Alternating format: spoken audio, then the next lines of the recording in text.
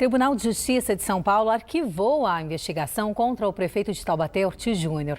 Ele era acusado por supostos crimes de formação de cartel e fraude em licitação na compra de R$4,5 milhões em mochilas para a FDE, que é a Fundação de Desenvolvimento da Educação. A gente recebe hoje aqui ao vivo o próprio prefeito para falar sobre esse caso. Primeiramente, boa tarde, obrigado pela presença. Eu que agradeço a oportunidade de estar aqui. Bom, o Ministério Público que denunciou foi quem também fez a absolvição. Na época dessa suposta fraude, em junho de 2011, o seu pai era o presidente, da FDE, Isso. A Fundação de Desenvolvimento para a Educação. Isso já era esperado, essa absolvição? Então, olha, a gente tinha já, nesse período todo de investigação que durou um ano, na verdade as denúncias elas aconteceram lá no ano passado, por volta aí de agosto, início de setembro. Então a gente já teve, nesse um ano, a gente teve uma decisão importante do Tribunal de Contas do Estado, dizendo que não havia ilegalidade nenhuma.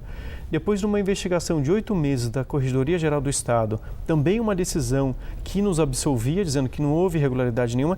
E agora essa da Justiça. O que nos surpreendeu, na verdade, foi que partiu do próprio Ministério Público o pedido de absolvição. Então, depois de uma investigação longa, depois de uma investigação de um ano, o próprio Ministério Público ele vai ao Tribunal de Justiça do Estado e pede ao desembargador a nossa absolvição. E o Tribunal de Justiça concede a absolvição, dizendo realmente que não houve prática de cartel, não houve prática de crime nenhum e que essa investigação toda apurou realmente a inocência, graças a Deus, minha e do meu pai.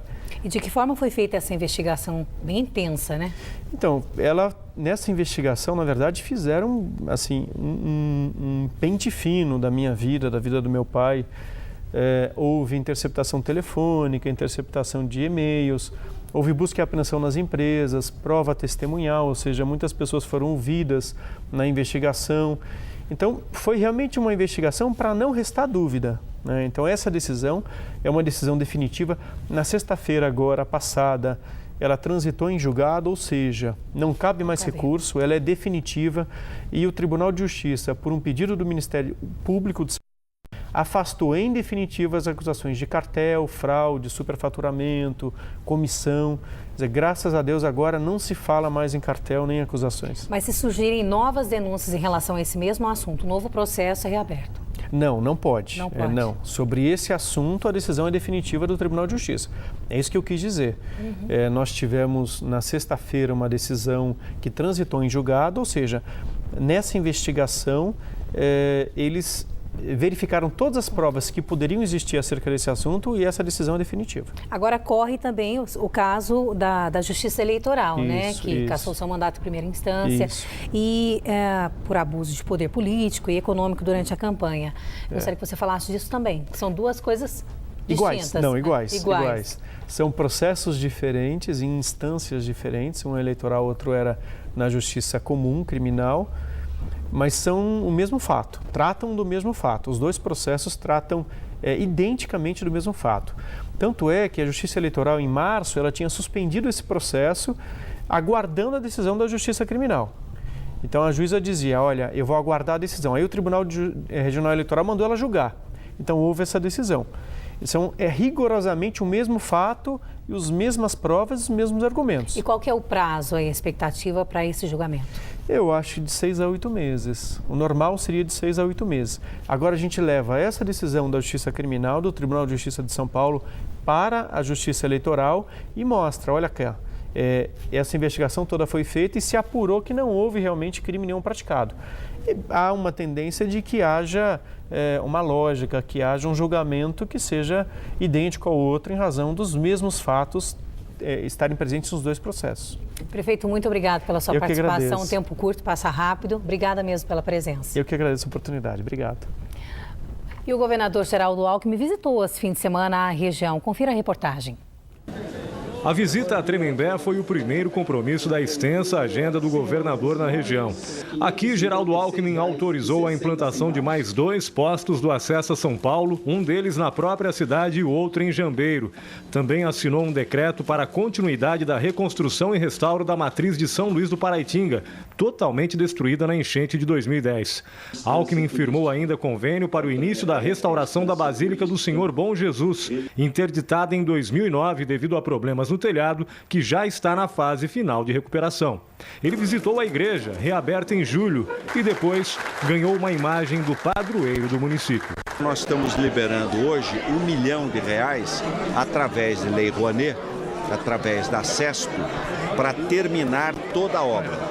A gente espera até o ano que vem concluir todo o restauro, não é reforma, é um restauro preservando a sua arquitetura do século XVII, todo o restauro da Basílica aqui de Bom Jesus.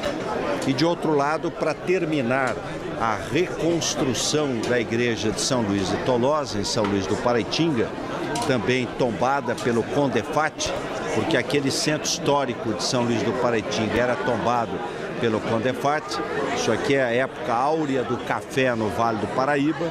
Liberamos 3,9 milhões, aí termina também toda a obra, ela já está 80% executada. Segundo o reitor da Basílica do Bom Jesus, o dinheiro vai possibilitar o início da reforma da parte estrutural da igreja, tombada como patrimônio histórico e cultural. Nós estamos concluindo a primeira fase, que era o telhado, que era o problema mais crítico. Nós daqui a um mês estamos concluindo e agora a verba vem para a parte de restauro mesmo, que seria a parte da pintura, a parte de piso, forro, paredes, né? Então essa parte, depois sonorização e parte elétrica e tudo mais. Antes de seguir viagem para Pindamonhangaba e Aparecida, Alckmin anunciou a construção de um pronto atendimento em Tremembé e entregou a nova iluminação da Avenida Luiz Gonzaga das Neves, que funciona com energia solar. É uma novidade até para nós, para Tremembé, acho que para a região. Muito bonito o sistema, muito interessante, é um sistema limpo, como diz, né? E vai ser maravilhoso e bom para Tremembé, tá? Tanto para segurança quanto para a parte turística da cidade também foi muito importante para nós. O governador também comentou sobre o atraso das obras do contorno da Tamoios, que deveriam ter começado no mês de agosto. O traçado entre a rodovia e o Porto de São Sebastião sofreu 3 alterações por causa do impasse no número de desapropriações. O prefeito de São Sebastião, inclusive Hernani Primazzi, chegou a negar o uso de ocupação do solo à empresa Dersa, que é responsável pelo empreendimento, alegando um alto impacto social. Foi feito um bom entendimento, nós tivemos uma redução de 117 para 65 reassentamentos no Jaraguá e Enseada e de 104 para 25 na Topolândia. E a gente espera em outubro já estar iniciando a obra do contorno, agora no mês que vem, por Caraguatatuba. Em Pinda, o governador fez a entrega das obras de duplicação da SP-99 que liga a cidade até a Dutra. Em Aparecida, além da inauguração da estação de tratamento de esgoto oficialmente, a Alckmin anunciou a liberação de verbas para o término das obras da UTI da Santa Casa.